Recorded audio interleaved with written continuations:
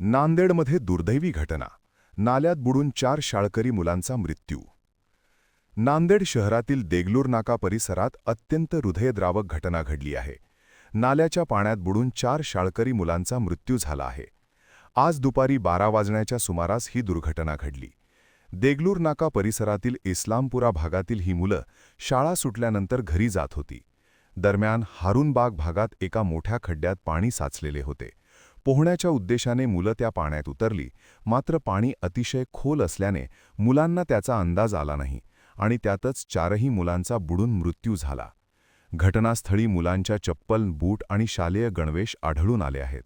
मृत मुलांचे वय 8 ते 12 वर्षांच्या दरम्यान असल्याची माहिती आहे.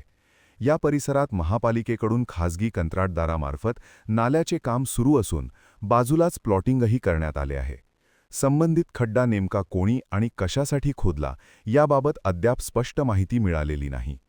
घटनेची माहिती मिळताच महापालिकेचे वरिष्ठ अधिकारी आणि पोलीस घटनास्थळी दाखल झाले असून या घटनेला जबाबदार कोण याची चौकशी सुरू करण्यात आली आहे. ही घटना परिसरात मोठी खळबळ उडवणारी ठरली असून नागरिकांमध्ये संताप व्यक्त केला जात आहे.